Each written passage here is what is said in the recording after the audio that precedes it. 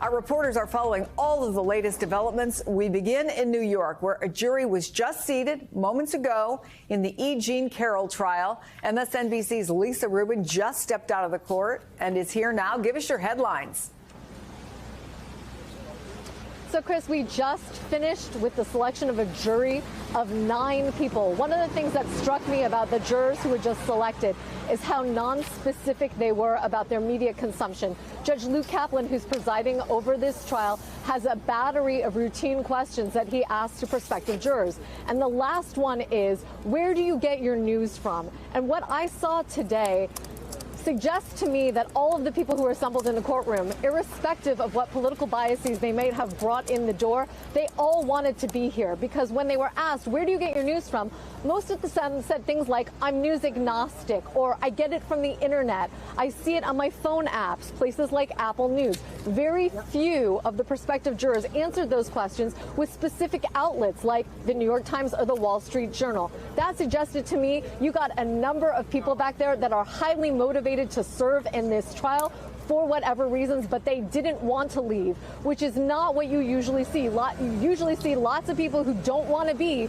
in jury service. They'll come up with any excuse possible. That's not what I saw here today. I also saw former President Trump sitting at a table behind his opponent here, E. Jean Carroll. If former President Trump walked into the courthouse expecting to sit side by side, plaintiff and defendant, that's not how this federal courthouse works. The plaintiff sits at a table, then the defense sits behind. And the view that former President Trump got of E. Jean Carroll today was of her hair and her neck.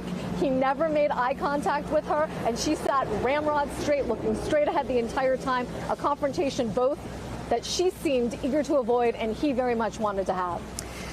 I did get a note that probably came in just as you were coming out of the courtroom, but that said E. Jean Carroll walked out of court and passed within 2 feet of Trump, but he had his back to her. So again, first time as far as we know in at least 25 years they've been in the same room, but no eye contact that we know of. But tell us about Trump's demeanor in the courtroom and the general mood there. I am taken by the fact that you said jurors seem to want to be there. When I've gone for jury duty, it seemed like almost no one, as you said, wanted to be there.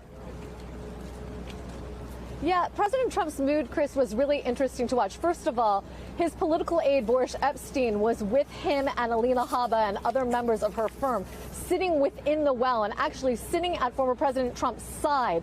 It appeared as if Boris Epshteyn had access to information about the prospective jurors and was actually consulting with former President Trump about who, for example, his side might want to strike, who might be problematic. As for former President Trump, he was taking a very good look at prospective jurors, really taking the time to look them in the eye and even sometimes turning around in his seat, because there were prospective jurors not only sitting in the jury box, but in the first 6 rows of the gallery in the courtroom. And he was very interested in who they were, how old they were, what borough they lived in, what their occupations were, what their highest level of education attained was, and even details like, do they have a spouse? What does that spouse do for a living? Do they have children? Do their children live with them? Former President Trump was very attentive. When he heard something he didn't like, on the other hand, you saw it very carefully on his face. One of the questions Judge Kaplan asked to the jurors was, is there anybody here who thinks former President Trump has been treated unfairly?